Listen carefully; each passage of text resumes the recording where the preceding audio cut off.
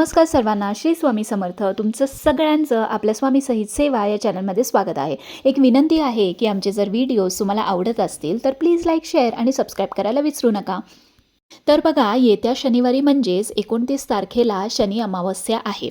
तशी अमावस्या ही शुक्रवारी रात्री 7:53 लागणार असून ती शनिवारी सायंकाळी 4:28 संपणार आहे. बघा, शनिवारी अमावस्या आल्या कारणाने ह्याला शनी अमावस्या असे म्हणतात. आणि ह्याच दिवशी मोठा बदल म्हणजे शनिदेव हे मीन राशीत येणार आहे आणि त्यांना दुसऱ्या टप्प्याची 7.5 चालू होणार आहे. तर आता कुंभ, मीन आणि मेष या लोकांना आता 7.5 राहणार असून धनु आणि सिंह राशीला छोटी पनवती चालू होणार आहे. तर बघा मंडळी, मी खूप रील्स पाहिले आहेत आणि त्यात सगळ्यांना घाबरवलं जातं आहे की ह्या शनी अमावस्याला खूप मोठा बदल होणार आहे किंवा शनी बदलणार आहे, तर असं आणि तसं. तर ह्याबद्दल तर बघा, शनिदेव हे न्यायदेवता आहेत किंवा कर्मदाता आहेत. जर तुमची कर्मे चांगली आहेत तर तुम्हाला ते अजिबात त्रास देणार नाही आणि तुमची कर्म किंवा तुमची कामे जर वाईट आहेत तर तुम्हाला त्याचे फळ हे मिळणार आणि सूद समेत मिळणार. म्हणून आपली कर्म, आपलं काम, आपले भाव हे चांगले ठेवा आणि घाबरून जाऊ नका. कारण 7.5 ही तुम्हाला आपले कोण परके कोण याची जाणीव करून देते आणि कष्ट हे करायला शिकवते. तर आता उपाय आपण काय करायचे? तर पहिला उपाय म्हणजे ज्यांना 7.5 चालू आहे किंवा छोटी पनवती चालू आहे किंवा तुम्हाला आर्थिक, शारीरिक आणि मानसिक जर त्रास असेल तर तुम्ही एका वाटीमध्ये तेल घ्यायचं आहे. शनिवारी चेहरा बघायचा आहे तुमचा त्याच्यामध्ये आणि तुम्ही तो शनी मंदिरामध्ये नेऊन शनिवारी सकाळ, दुपार, संध्याकाळी कधीही हे तेल नेऊन शनी मंदिरामध्ये तुम्हाला शनिवारी हे दान करायचं आहे. आता दुसरा उपाय म्हणजे तुम्हाला पिवळी मोहरी तुमच्या उजव्या हातात घ्यायची आहे. 11 खेपा काळभैरवाष्टकं म्हणून ती पिवळी मोहरी पूर्ण घरामध्ये तुम्हाला टाकून द्यायची आहे. त्यामुळे नकारात्मक ऊर्जा, वाईट शक्ती सगळ्यापासून तुम्हाला संरक्षण मिळते. तेच तुम्ही 4 मुखी एक दिवा तयार करायचा आहे, इथं जसं दाखवलं आहे तसं, आणि त्याच्यामध्ये तिळेल तेलच घालायचं आहे आणि तो तुमच्या घराच्या बाहेर म्हणजे उंबऱ्याच्या बाहेर, भले मग तो डाव्या हाताला असे ना किंवा उजव्या हाताला असे ना, थोडे काळे तीळ टाकले तरी चालेल किंवा नुसता दिवा लावलात तरी चालेल. म्हणजेच काय की 4 दिशेकडून तुम्हाला चांगल्या गोष्टी या वर्षभर येत राहतील. म्हणून 4 मुखी दिवा आयदर तुम्ही शुक्रवारी 8 नंतर लावू शकता किंवा शनिवारी संध्याकाळी जरी लावलं तरीही हरकत नाही. तसेच तुम्हाला एक नारळ घ्यायचा आहे. तुम्हाला तुमच्या घराची किंवा घरी जर कोणी आजारी असेल किंवा मुलांना जर दृष्ट लागत असेल तर तुम्हाला त्यांची दृष्ट काढून टाकायची आहे. आणि जर घराची दृष्ट काढणार असाल तर मेन डोरच्या समोर उभे राहा, उजव्या हातात नारळ घ्या, शेंडी दरवाजाच्या समोर ठेवा आणि तुमच्या घरावरून मेन डोरवरून 7 खेपा क्लॉकवाईज ती उतरून श्री स्वामी समर्थ म्हणून तुम्हाला तो टाकून द्यायचा आहे. त्याच्याचबरोबर तुम्हाला त्या दिवशी शनिवारी सकाळी फरशी पुसताना थोडी हळद, गोमूत्र, खडे मीठ आणि भीमसेनी कापूर घालूनच तुम्हाला त्या दिवशी फरशी पुसायची आहे.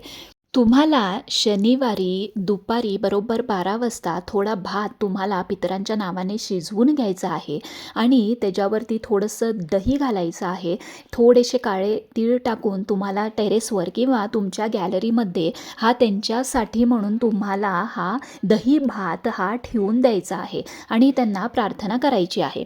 त्याच्यानंतर शनिवारी शनी मंदिरामध्ये तुम्हाला जाऊन घरातनं थोडं तेल घ्या, त्यामध्ये थोडे खडा मीठ टाका, काळे उडीद टाका आणि ते तेल नेऊन दर शनिवारी तुम्ही शनी मंदिरामध्ये नेऊन ते अर्पण करू शकता किंवा वाहू शकता.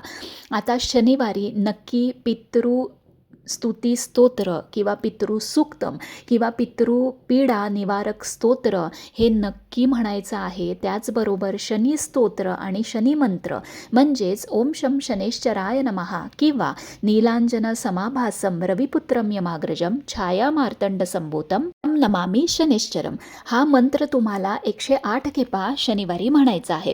बघा, जमलं तर दक्षिणेकडे तोंड करून 1-2 फुल वाती नाही, तुम्हाला समईच्या वाती घ्यायच्या आहेत. कुठलंही तेल घाला, ते तो दिवा तुम्हाला दक्षिणेकडे तोंड करून शनिवारी पितरांसाठी हा तुम्हाला दिवा लावून पितृपीडा निवारक स्तोत्र किंवा पितृस्तुती स्तोत्र किंवा पितृसूक्तम हे म्हणून तुम्हाला नमस्कार करून त्यांना प्रार्थना करायची आहे.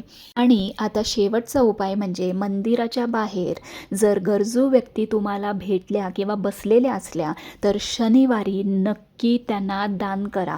मग ते खायच्या बाबतीत असेना किंवा पैशा बाबतीत असेना किंवा घरातलं तुम्ही कुठलंही धान्य घेऊन जाऊ शकता. मग ते तांदूळ असेना, गहू असेना, ज्वारी असेना, कुठल्याही डाळ असेना किंवा कडधान्य असेना, कुठल्याही स्वरूपात तुम्ही त्या गरजू व्यक्तींना त्या दिवशी दान मात्र करायला विसरू नका. एक पार्लेजी 10 रुपयाचा पुडा जरी तुम्ही दिला त्यांना किंवा एक समोसा जरी दिला तरीही तेवढंच तुम्हाला त्याचं पुण्य मिळेल.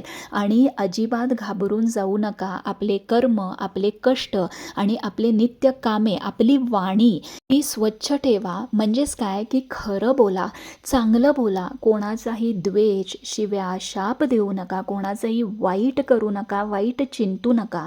जेवढं होईल तेवढं गरजूंना मदत करा आणि बघा शनिदेव तुम्हाला तुमच्या चांगले कर्माचे फळ हे नक्की देणार आहे. कारण मला सुद्धा 7.5 चालू आहे. मला दुसरा टप्पा आता 29 मार्चपासून चालू होणार आहे. पण आपले जर कर्म व्यवस्थित ठेवले तर शनी महाराज आपल्यावर खरंच प्रेम करतात आणि ते तुम्हाला तुमच्या कर्मांची फळं जी चांगली आहे त्या कर्मांची फळं हे 110% देतात. तर घाबरून जाऊ नका. हे सगळे उपाय जेवढे जमेल तेवढे उपाय या शनिवारी करा आणि जर तुम्हाला 7.5 असेल तर शनिवारी हे उपाय सतत कंटिन्यू करा.